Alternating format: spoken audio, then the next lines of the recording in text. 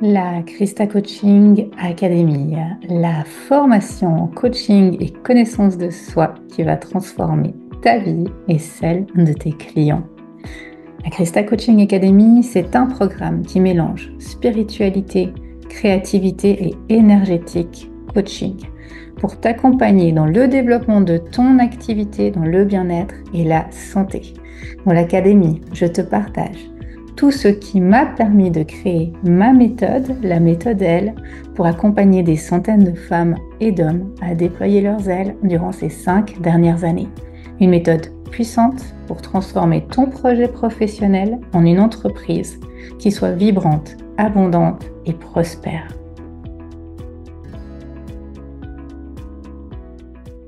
Coucou tout le monde, bienvenue dans la présentation d'une experte de l'Académie Cohorte 3 pour cette nouvelle année qui s'ouvre 2024-25. Et aujourd'hui, c'est Marie qui est venue parler de son expertise et de sa masterclass. Bonjour Marie, bienvenue.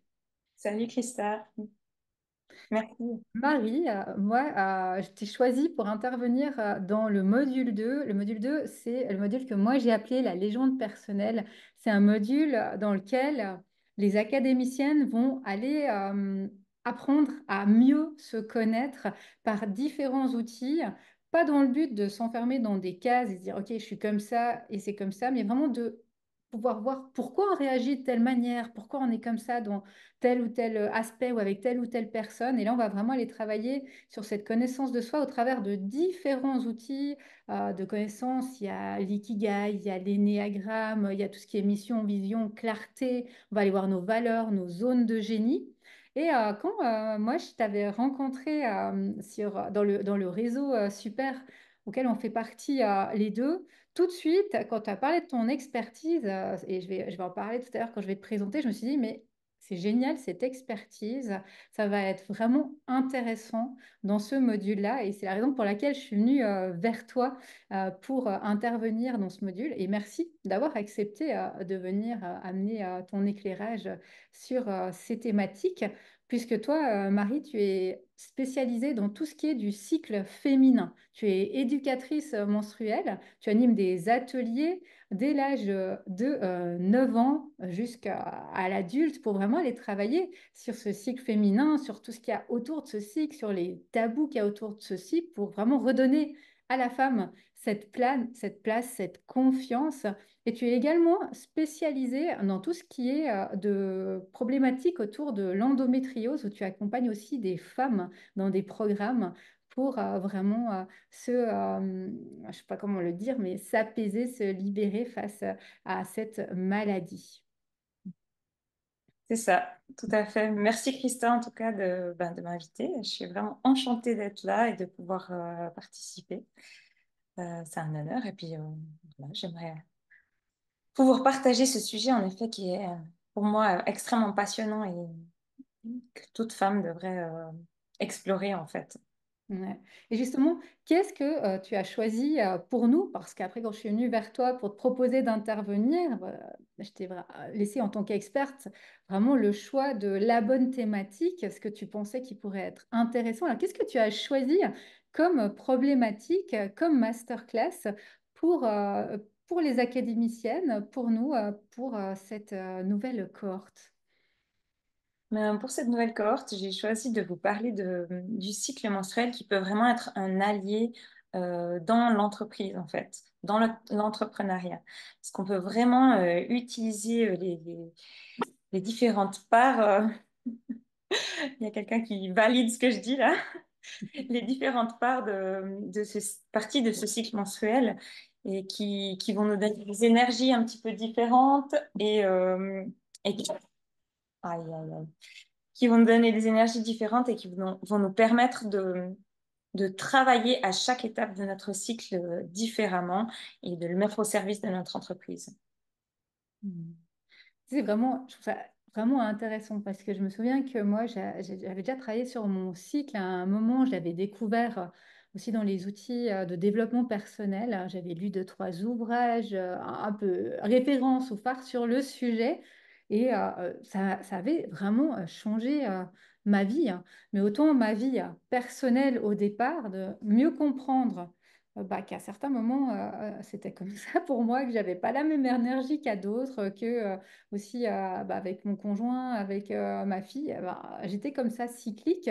Et puis après, au niveau professionnel, ça m'a amené aussi beaucoup de clés pour savoir où et quand mettre mon énergie, puis m'a accepté aussi qu'à certains moments du mois, il n'y a rien qui va bien, que tout m'énerve, que les gens, certaines personnes m'énervent, que j'en vis d'autres, que il y a plein de choses qui se passent et puis pas d'être dans ce côté, je culpabilise ou je me dis, mais pourquoi tu réagis comme ça alors que d'habitude, t'es pas comme ça, qu'est-ce qui t'arrive? Mais non, dire, ok, je suis dans ma mauvaise période, ça va passer, j'accepte, j'en rigole même, je prends un peu au second degré maintenant. Et moi, c'est quelque chose qui m'a beaucoup aidé vraiment au niveau de la connaissance de moi, de mes réactions, aussi de bienveillance envers moi et puis de mon entreprise, l'énergie que je veux mettre dans mon entreprise.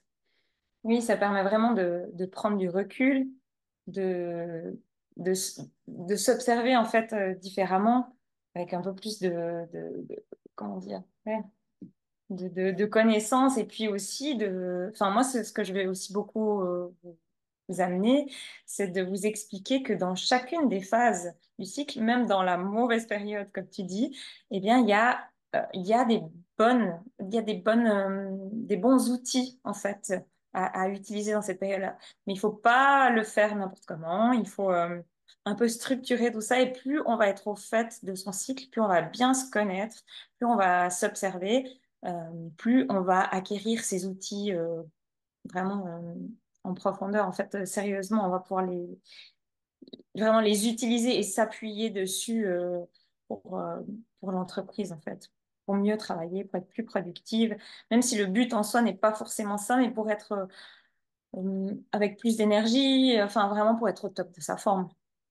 Ouais, et comme tu le partages très justement, bah, chaque phase a ses points forts et ses points un peu plus Ouais. faibles. Oui, il faut rester attentif. Ouais. Et c'est vraiment ça qui est intéressant, c'est d'une fois qu'on connaît un peu les points forts et les points, les zones d'ombre de chaque phase, on peut vraiment les adapter à ses projets, à son entreprise, à sa vie privée aussi. Et c'est ça qui est intéressant. Clairement, c'est que ça a des impacts sur, oui, sur toutes les sphères finalement de notre vie, quoi. Les hommes, eux, sont un peu plus linéaires, quoi, qu'ils ont aussi leurs humeurs, ils ont aussi, mais on va dire que c'est peut-être moins dirigé par les hormones. Mais, euh, mais voilà, nous, on sait finalement, on a ce pouvoir finalement plus on s'écoute, plus on se connaît, de savoir un peu, OK, là, qu'est-ce qui se passe, comment ça va se passer, je peux anticiper un petit peu, je peux peut-être me préparer. Dans cette partie-là, ben, je vais faire plus attention à moi, je vais plus me reposer.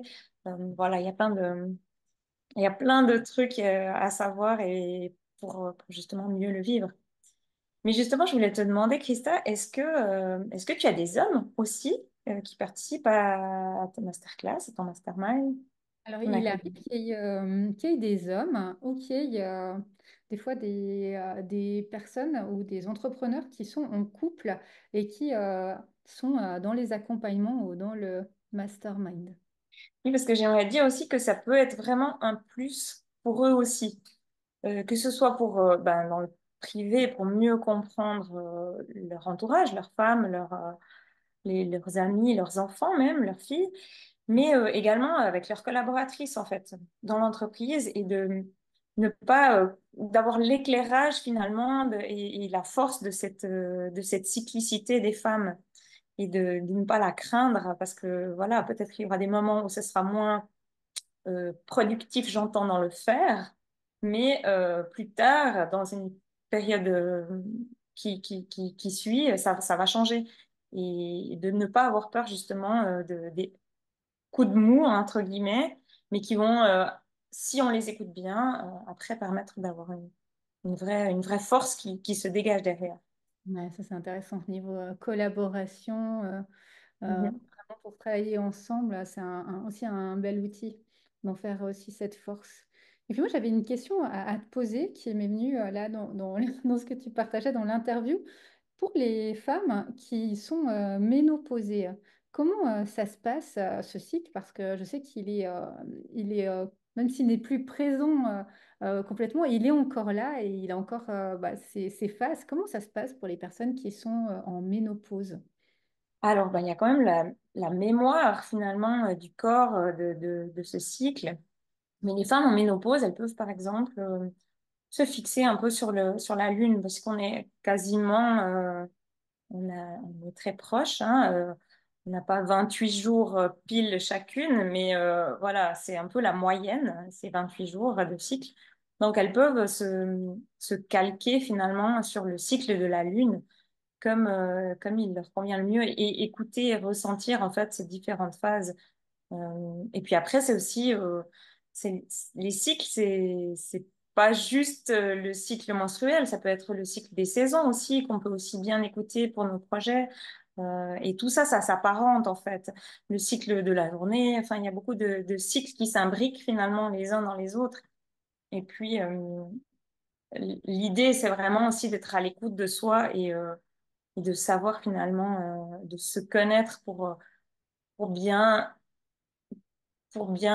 utiliser chacun des moments que l'on a pour notre bien-être, pour bien se reposer, pour bien travailler, voilà.